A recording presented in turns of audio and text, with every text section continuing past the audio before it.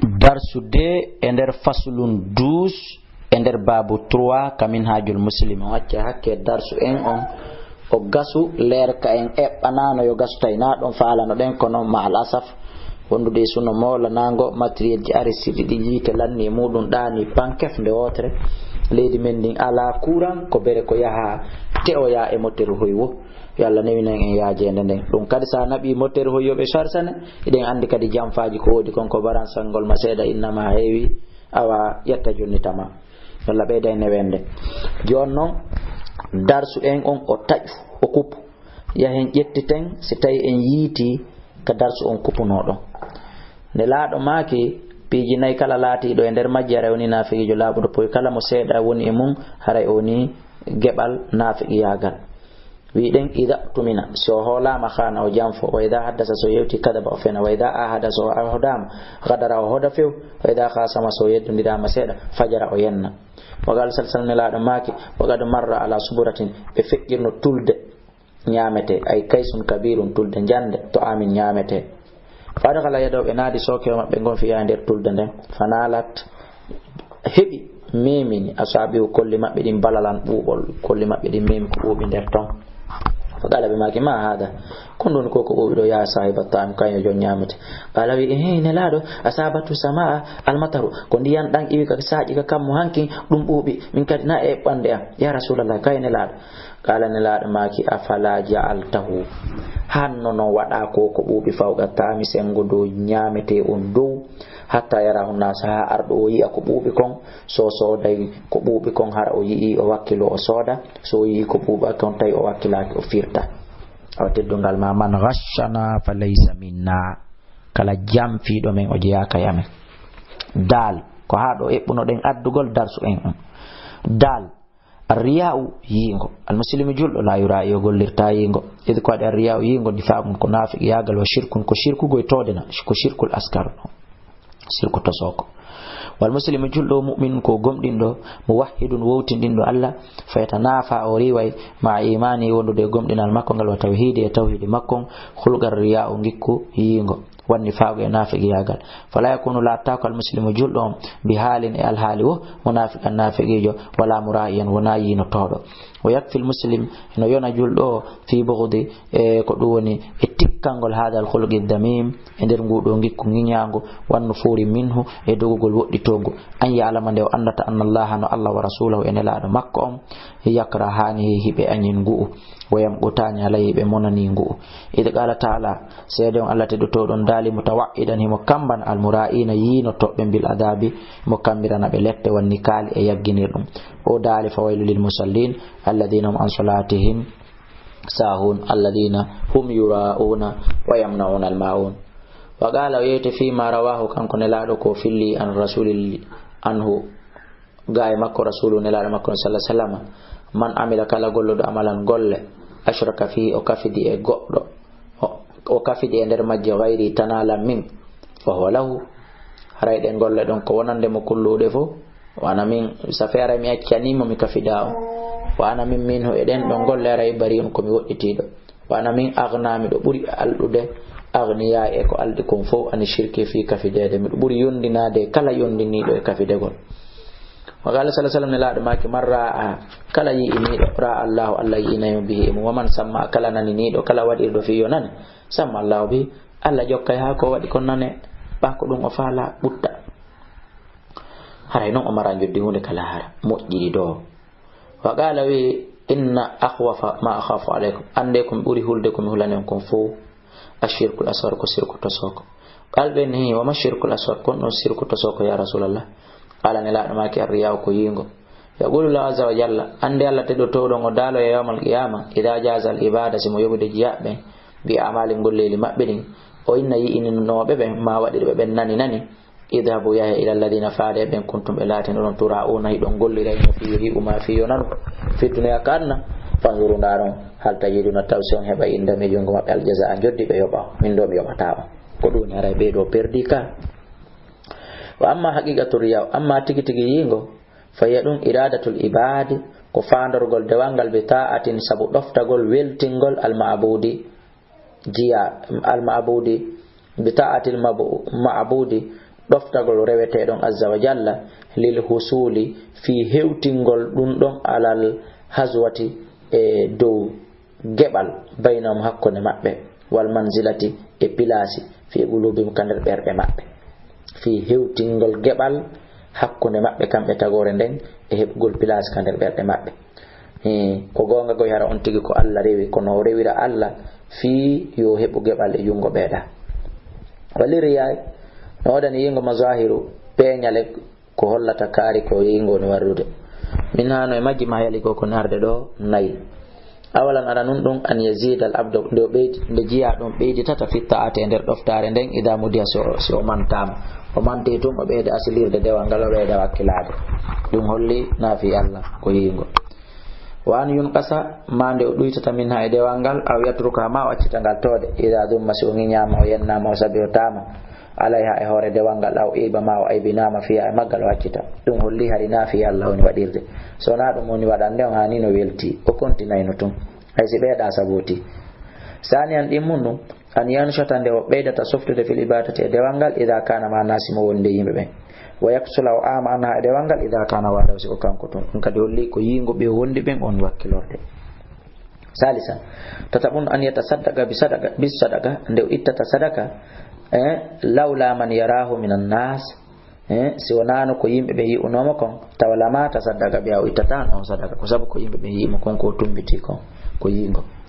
rabi an yaqul an yaqula nde innata nde o wolata ma yaquluhu ko woli ko min al-haqqi morde gonga wal khairi ma moƴƴere nde woli o aw ya'mala ma kala ko golle ma ya'muluhu kon ko golle min at-ta'ati morde doftareji wal ma'ruf e golle li moƴƴi wa wata kanko la yuridu Allah biha wa'dahu na fi Allah tun o fandori ɗum wa inna ma yuridu andu ko fandori ghayrahu ko fi goddo go kadi min an-nas immurde yimɓe ɓe ma'ahu wattodade Allah aw la yuridu la mara o fandoraki waɗangol ɗum ɗo Allah mutlagan furaytode wa inna ma yuridu ko fandori ɗum annasa ko yimɓe ɓen tun yo yi'u welto fagat pet ɓay ɗum kan waɗa ɗum ɗo fof ko yingo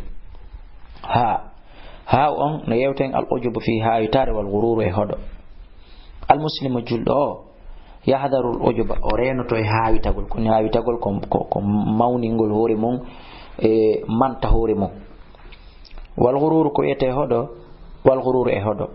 wa yajtahidu o tinno an la yakuna nde ɗiɗo ɗiɗi laatata ko asfallahu sifa makko few fi halatin e nder alhaali o min alhalati alhaaliji ɗin yedi nde tawno huma ɗin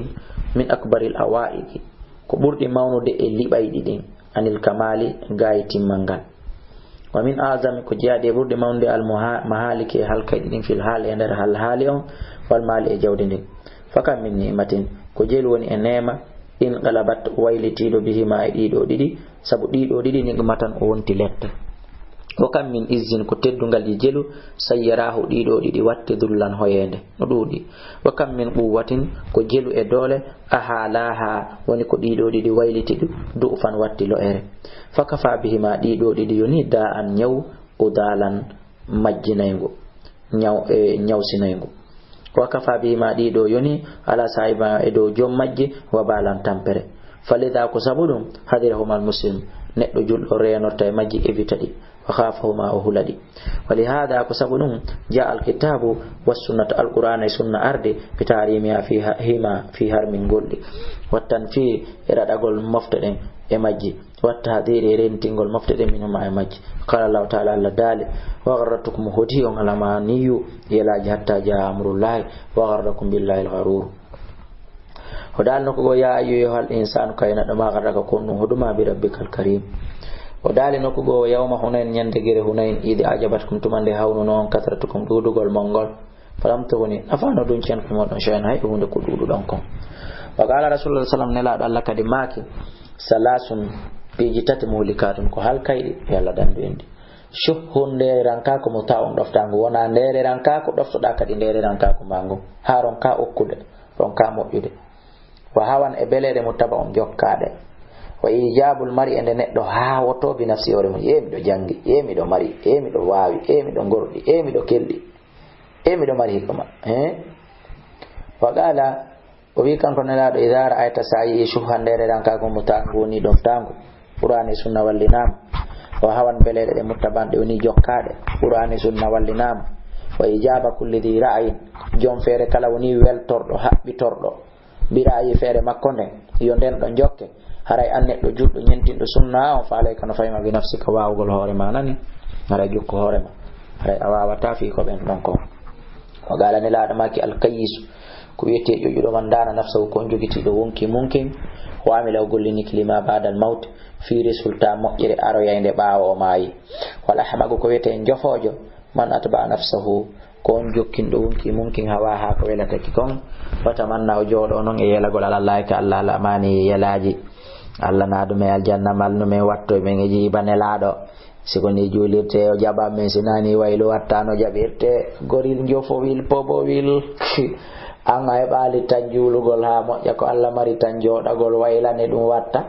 an ko fula muso ngoto no gasa e bikko tato e o kippida ma fula muso dido tato e nayo sirudi ha Allah ino fawti tagore fo ko wuri ka lendi kan der ndiyam wo ka hore leydi o ka hore weyo jodo don ay lidani ngam musalatun eno do misaluji lidalika bi ko hollata kon hodo gon e mawninti haawitare nde awalan ojiba haawino hore mun iblis la'natullahi alayhi ko delande woni makko bi haali sabu al haali makko on bay mo jangi waqtarra hoditor bi nafsi hore makko wasili e lasili makko on fi bay kanko ko yite o taga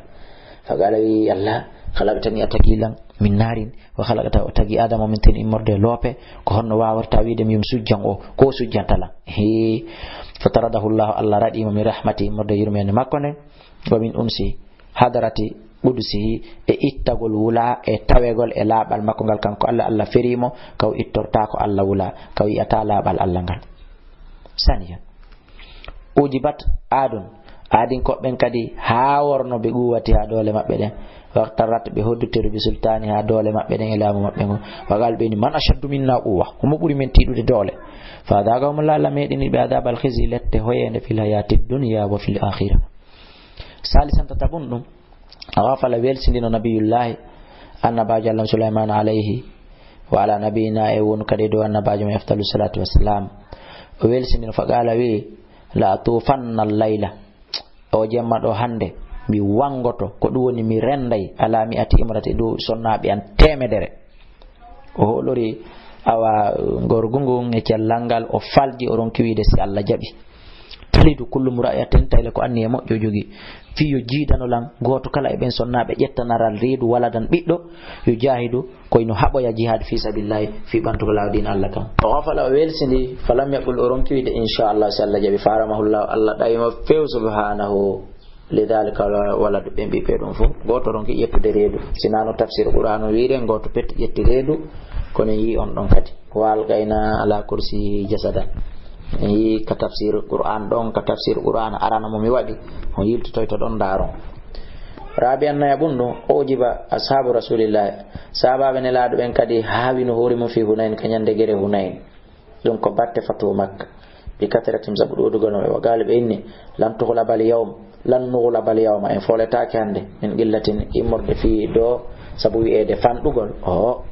fawsibu be hebina bi hazimatin folande mariratin awa ko do woni yawitande sikkitande be fola few hatta dagata alayhim ha bitte mabbe leydi ndemi maraw bat kon yaaji kon fo thumma wallu mudu be refti be hucciti be dogi ay wa min mazahiril ghurur no jaay ko fenyinta hodo wonde kaari ko hodo o mayali ko ko narde do awalan fil ilmi fi gandal qad yujabul mar gomdi neddo hino haawra bi ilmi gandal makko ngal fi bama jangi wa yaqtaru hudi tora bi kasrati ma'arifi sabu dudugol makko ko ande kon fi hamiluhu dhalika dum fawamo ala adamil istizadati e do wasugol beydugol ronka beydude wala tarki istifadati e do accugol don naftorgol hay ko jangi kon aw yahmiluhu ma gandangal famo ala itigari e yawitagol ghairihi ko hinamo kanko min ahli ilmi modde jomirabe gande ditibe fo wastisigwari e fandingol siwahu tana makko wa kafa bi hada halaka lahu adun do rayuni ko halkamo yalla danbe saniyan dimun fil mali fi ndi jawdi qadi ujibul mar'u gomdi neddo no haawi tora bi wafurati mali sabu dudugol jawdi makko ni wa yaqtaru hodi tora bi kasrati aradi sabu dudugol biyenji makko weebitidi din fay badiru funsa funsude wa yusrifu fi intina wa ta'ala o toni to alal khalqi hore tagore nden o yawmitul haqqa o yawito gonga kan fa yahliku o halko. Salisan fil quwwati fi dole qad yujabul mar'u gomdi neddo hino hawra bi quwwati dole makko den wa yaktarra o hoditora bi izzati sultani sabu teddugol laamu ngo mari fa yatadda o jaggitande kadi wa yazlimu o tonya wa yuqamiru o yawito kala mo yi wa yukhatiru wa yuqamiru o darto mo yi wa khatiru o yawito fa yakunu o laato fi dalika dum do halako halako ye makko wa baluhu e tampere makko. Rabi anna yabundum fi sharafi na yawtan fi teddungal kadi ajibul marugum di neddo ino holora bi sharafi teddungal makko gal wa yaktaru o hoditora bi nasabi dambe makko den wasili e lasli makko fa yaqudu o jodo hande kadi an iktisabil maali e gay faggitagol fi bantal oron kadabbude hande kadi no wurira ba kanko ko kanko ni kari ko wadantedo wa yadu fa o jodo o lo an talabil kamalati dabbugol timmal je holo ko timmudo fa yubti bihi dum don bonnira sabu dum non amalu golle makko den wala misuri oron ka hittinde bihi e mudum nasbuhu dambe makko den fay hogaru o yawite hande kadi o yaskharu o fanda wa yadillu o hoya wa yahunu o hoya o jasa. Khamisan jawabun fil ibadati fi dewal kadi ajibul mar'u gom dine do hino holora bi amali golle makko den kanko juuli buy ma hori buy ma o yanni buy o wadi to e to ma o itti sadaka dongal kanko hajjono rawani hitande be o wada umra wa yaqtaru hodito bi katarti ta'atihi sabu dudugol doftareji makko din fa yahmiluhu dhalika non famu alal idlali e do joltinagol ala rabbi e jungo jomi makko wal imtinani e do wajutugol ala mun imihi e do nemin do mon fayhubatu amaluhu golle makko den bona wal imtinani e mantugol jarna ala mun imi e do nemin do mon fayhubatu amalu golle makko den bona wa yalika o halko be jubi sawa hawitare makko den wa yashqa o malkise be ghatirari sabu hoditagol makko gol. Ilajun hino do ko jewtete wa ilaju hada da'i e yewtagol non joni ngudo nyaw fi dhikrillah fi jantagol inda Allah ta'ala bil ilmi sabu gandal bi anna ma ataahu Allah bil ilmi sabu andugol bi anna ma ataahu Allah onde sabu kala ko Allah okkori mal yawma hande min ilmin immorde gandal aw malin aw quwwatin aw izzatin aw sharafin qad yaslubuhu gomdi Allah ina wawi jattutude dum gadan jango law sha'a dhalika si mo fala wadde dum. Wa anna ta'atal abdi onde doftare jiyadon lir rabbi wonande jomi makko mahama katartu noni wonude dudiri la tusawi inde e bindirtake ba'da ma an amallahu yoga e ko Allah nemini ala abdihi e do jiyado makko. Wa anna Allah ta'ala wonde Allah to don safe none ko doftida Allah wo e bindirtake e nema mo Allah nemi ma ko Allah nemi ma ko hino buri e bondira e ko an wadan dama kon. O fama anna Allah ta'ala wonde Allah to don la yudallu alayhi bi shay'in hunde tindintake e makko idu wastumane tawno kanko masdaru ko kanko ni bulirgal yaltenirgal kulli fadilin karaburan wa wahibun ko kanko ni okko kulli khairin kala mojjere. Wa anna rasula wande ne ladan sallallahu alaihi wasallam yaquli maka lan yunajji ahadan minkum dandata goddo e modon hay goto e mo amalu golle makko den la yunajji dandata ahadan hay goto min ko mo amalu golle makko den watama dandude natugol yite qalbe ni wala anta ya rasulullah ene wona hay an ala ne laado jabi wala ana wana hay min illa an yataghammadani Allah siwana Allah mutina la mi rahmati ende wirmene makko den are ko dum non tum wawa talan ko doni e nadugol aljanna. Wow no yewtan al ajazu ronkugol wongol aden eswo kala ko natan wal kasal e ngamelo al muslimu juldo la ajizu ronkata wala yaksal o amata bal koni yajizimu o wona fibudo decision o yansatu o softa o wakkilo o yamal o golla o yahris o lerda kedi ko de al ajazu ronkugol wal kasal e amugol khulugani ko ngikkuji didi dami mani ngiñaadi didi istaada minhuma no molo rayno di rasulullah sallallahu alaihi wasallam fakadiran no dudi ma kana ko lati yaqulu ma kaino allahumma ya allah inni min a'udhu bika min mawluri min al ajazi ronkugol wal kasal e amugol wal jubun e kulur redu wal harami e nawyugol ha fe'ita wal bukhul e nguddam. Wa awsa nelado no yamirayno bil amali gollugol wal hirsi e lerdugol fa qala maki ihris lerdu ala ma yanfa ko kala hunde na fayde ma lerdu no hebirane wastain billahi wallinura Allah wala ta'ajaz hara wonali ade ronkudo ida asabaka sebima shay'un goddum fala taqul tawiu law anni fa'altu kadha e modi harami huwirno ni lakana kadha woni rayno ni no walakin skoni ulwiu dum do woniri ni qaddara Allah ko Allah hoddiri wa ma sha'a ko faala kon faala on ko huwi fa inna law andu kongol wi'gol sinno haranu hara tuftahu ko sabi wal udditir dum amala shaytan golle shaytan falihada ko sabdun do la yara al muslim juldo nayo yi e pes ajizan ko ronko do wala kasulan wana amudo kama la yura wana woni nayo yi e kadi jabanan ko huldo reedo wala bakhilan wana guddo fes wa kayf kon awa yabudo o jodorta anil amali e ronko gollugol aw yatruka ma o acca al hirsa lerdugol wongol adin kura hasido alama yan fawido ko nafata mo kon ala wa kanko yu'minu mo gomdini binizamin asbabi yubodi sababuji din fo wa ganu ni sonani e luwaji lawi din fo fil kawni ender aduna walam yaksali muslim juldo wona ta aden amudo wa kanko yu'minu mo gomdini bidawatillahi e noddando Allah dum ilal masabaqati faade adondirgol fi gawle en daddala makko kawdali dum kon yo sabi go adondire en adondir ko wiyete adondirgol sa wali ka danke ma min mi kemi andi mi adotoma ko ya immo taro da doge wakkilo den ila maghfirati faade da gol yafiye min rabbikum wa jannatin arduha ka ardis samai wal ard wa ya'muruhu kanko Allah mo yamiri dum bil munafasati kadi adondirgol fi gawli en daddala makko wa fi dalika ko fi dum do falyatanafasil mutanafisuna adondirobe folondirobe hani folondirde fi mudum walam yajibuni almuslim juldo wona tanjuludo reedo aw yohojima ma ko do woni wona nyosido e kulor reedo gol wagad aygana gomdi mo fellitide bil qada'i nyaawre Allah ne wa amana mo gomdini bil qadari kodduri o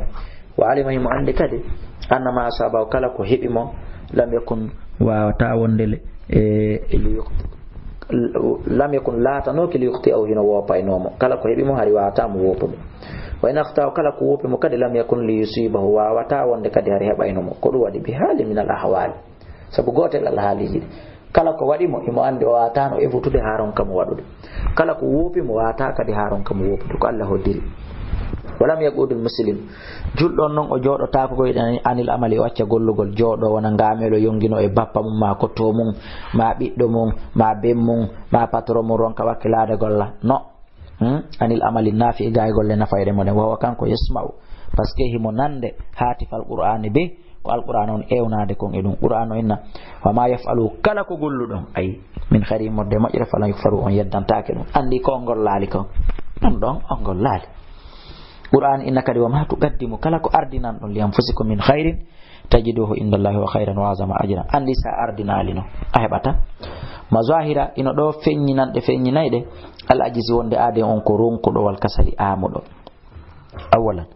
an yasma al mar'u ne don nanata ni da al muaddini noddinado noddino won li salati ka julata shaghala o jodo welsindo anil ijabati fi notagol noddinado don sabu yawgol julo ya binawmin sabu doygol aw kalamin ma jodagol tun e halawil aw amalin ma golle ghayra daruriin ta na daruriyan koje na bi mana na tultinayde mo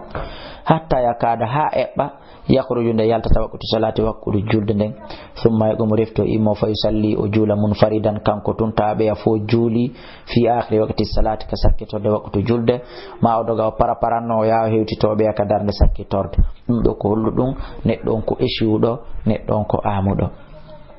saniyan dimmon dum an yaqdi al mar'u nde neddo nyaawata lanna fe'inta sa'ata leer layle wa sa'ati lereji ala maqaidil maqahi do jodagol ka kafeje e halul lareji wa karasi e ko doni e ka hore pihoy jodete ko fije mun ka kare fur hoy wal mutanazzahati ko doni e kasera lawi aw mutajawwilan ma haray moy jinda fi shawari ka lawi wal aswaqe ka marseji wala dayhi tawanon hino jungo makko amal golleli dududi do duwa gollude tatulabu dabbudi al injaza gollede gasine fala yunju sata gollali o gayni himo jawraji pora e paayagu dum do ko holludum kaari ko eshudo kaari ko ronkudo kaari ko amudo dande musi on yafoto hito ngon acciti towde en dara woni darnde ka daroden salisan tatabun ɗum an yatrukal mar'u kondo neɗɗo accata al amala nafi'a golle nafayɗe moɗen ka ta'allumil ilmi wono wakkilagol ya janga jooɗo amaron ka yawde jangoya aw ghirasatil aradi ma tutugol leydi jooɗo ha settongon feƴƴare mali tutali aw imaratil manazili ma wurnutugol golle ɗen duulagol e hentingol e pentugol e renouvelugol e moƴƴintingol wa bana e duri e mahugol galleli jooɗo ɗon ha manan konko lanna tawa hani no jooɗi e luwaye wama ila dhalika e faade ko ina ɗum ngal amali modde golleli annafiyati nafayɗi fi dunya ka nder aduna ton tigi awil akhirati ma nafayɗi on tigi ka lahara wono ittugol sadaka e hajjugol jooɗo welsidoron ka wadde ɗum ɗo yatruku ha o terto ɗum bi da'awa sabu nodditorgol annahu kanko kabiru sinni o to duuɓi ɗin toyi mi wata wadde hunde kaari joni faalaɗo e moɗon wo yo waɗu jooɗo ɗon lamitora wonde fi kañum nawyi ɗum ko faljere aw annahu ma o jooɗo o lamitora gantinora aw annahu ma wonde kanko gayru ahali li hadal amali wona o handuɗo e ɗeɗo golle o feƴƴi waɗugol hunde kaari ko ɗum feewi waɗugol hunde kaari siɗon faala waɗe ɗon siɗon faala acce ɗon kala gollal ka nafoore intérêt aduna yankejo yaltata goɗɗo heɓali duuɓi fi feƴƴugol ɗum goɗɗo heɓali gandal fi feƴƴugol ɗum goɗɗo heɓali jaw fi feƴƴugol ɗum kala gollal ngal intérêt lahara yankejo kan yaltata e mum ɗum ɗon kan itti e sikke aw anna hadal amala ma o lamitora wonde ɗeɗo golle o feƴƴiɗe yatatallabu e ko ɗaɓɓeteɗe waqtan waqtu wasi an yaajuɗo wa zamanan e zamanu tawilan juutuɗo wa yatrukul ayyama o acca ñalɗi ɗin hande kadi tamurruɗi feƴƴa wal awama e duuɓi ɗin tamshi ɗi yaha imo juuɗi mo welsidi wala yamalu amalan wala gollude golle hunde yantafiu bihi nafoyayɗemo fi duniyahu aduna makko jangojo on aw ukhrahuma ɗum lahara makko o jooɗo ko ɗum yiyata ko heewi yommiraɓe townuɓe duuɓi ma mawɓe townuɓe duuɓi hara wuma hela huɓa hino ukki ka tarawo e ka marseji e ka cuuɗi hino toro fi sabilillahi hino wujja luɓo nattata ñawlo yoɓata juuɗi ke ñalɗi mum ɗin fof feƴƴi hino jinda e laawi e kare furuji e ƴawraji pora e payago gollanali hoore mum aduna mum on sina Allah faabi ko ni kadi lahara mum on woniroyta yo Allah dandu en رابعا ما يظن أن يعرض له لويبي تنتوم باب دمبغل من أبواب البر دمبغل ديغري عليه هبا اوكاسيون كدوا ودde hunde moƴƴere wal khairi e ko moƴƴi ka fursati hajjin wono heɓugol occasion hajjoygol no mari mbuɗi no mari kellal wawa kanko qadirun alayhi mo hattani ɗum falam yahujja o jooɗo ron ka hajjoyde aw ka wujudi lahafan ma ɗum wodugol occasion moƴƴireji wawa tawa kanko ɓaadi ko wawɗo ala ighatha aw ka wujudi ma ɗum wodugol laafana nodduɗo faabo wawa tawa kanko qaadi ko wawɗo ala ighathati e faabagol mo falam yughithu o jooɗo ron ka faabademo ha on lanna yeebade ma woɓɓe go ara faabomo aw ka fursati dukhuli shahri ramadana ma heɓugol tan occasion natugol lewru sumaye falam yahtanim oro jooɗo ron ka tonorde layaliyahu jemmaji mayrum bil qiyam sabu immagol jemma juula waalo e ngaɓugol sundulla e waylitagol aw ka wujudi abawayn ma wodegol yumma e ben kabirain ɓen kon nawyuɓe ɗiɗo ajizayni nayeɓe ɗiɗo takko ma awa haɗi ma mais ko goto e maɓɓe wawa tan ko qaadino himo wawi ala berrima ɗiggangol ɓe waɗangol ɓe moƴƴireji ko wawi o jooɗo o welsido o ronka ɗiggande ɓe o welsido fi maɓɓe walam yusin ilayhima o ronka moƴƴade e maɓɓe ajizan ka ronkugol wa kasalan e ka amugol aw shuhan ma ka ndereran kaku hara mo ami ƴettugol moƴƴere nden jonna maɓɓen o bukhlan e ka guddan aw uqugan ma ka ƴaggangol ɓe wal iyadu billah eɗen moloro Allah yo dandu en ɗum ɗo fof khamisan jawabun ɗum an yuqimal mar'u ko nde neɗɗo ñiɓata bidari dhillin ko ɗum woni e galle hoyende aw hawanin ma ɗum hoyende ko gotum walam yatlubu lahu ronka ɗaɓɓande hoore makko ajasan o wona ronkuɗo ɗon wa kasalan e amuɗo ɗon ronka ɗaɓɓande hoore makko daran ukhra galle go ka wonatara mo tiddi ta ɓengure makko nden no woni libre hoore mum indépendant hoore mum yahfazu fiha ta wawa renude nde ɓe galle ɗon dinahu galle e dina makko kan e ɓengure makko nden waya sunu o rena fiha ɗon sharafahu teddugal makko ngal wa karamata e teddugal makko ngal e dimu makko ngu ɓaytun ɗa ɗon o yoɓata jooɗo ɗon wona ɗon e hoyende ɓengure ma nden hiɓɓata ndiyan ka faala wuppata ka faala defirta ka faala ɓayto woni ɗon on a yoɓata jooɗo ɗon yeeba makko bako muɗum gonɗon fof ko holluɗum neɗɗon ko amuɗo ko welsindiɗo yo Allah dandu en allahumma ya Allah innano menen naudu bika meɗen molorama min al ajazi e ronkugol wal kasali e amugol wana udu be kamede molora ma minal jubuni e kulo redu wal bukhli nguddan wana udu be kamede molore min kulli khulugin kala ngi kula yurdi go tawata ayida ayarlaki wa amalin e golle la yan fawde tawata nafata wa sallallahu ala nabiyyina muhammad yo allah wadu yurmede makko den e hore odo annabijo mede muhammad wa ali be ngore makko no sahabi e sahaba makko sallallahu alaihi wasallam haray darsu de e nder babu dus ko do woni ko lanni darsu de ko do lanni babu dus ko do lanni e babu 3 ko do lanni awa fasulun dus ko do woni ko lanni haray e lanni babu 3 e fasulun dus haray dun do lanni haray den darna do musibbe julbe yilto de rewto den dun do kadi ha wawen kala faamu ko hebi ton yetten Allah subhanahu wa ta'ala mi Abdullah kala ko mi tori on ko du'a e ballal ko du'a e ballal kala ko tata faminake to wonaju on ko pay ko mon ko almudo mo on woni ko darani de do golle haray on noddita ilan kan numéro téléphone ji mi jonni non sin wawi faljutude on burini mi faljitan si ona dum min ko bursaye mi wadani on immo do yahon tawam karamo ko be jomirabe gande ben don beyda on labbintinande ko wuba do kon numéro téléphone ji din 631 60 53 09 628 même numéro 657 même numéro email kadi no ka Facebook elaji abdoulaye kala @yahoo.fr dido live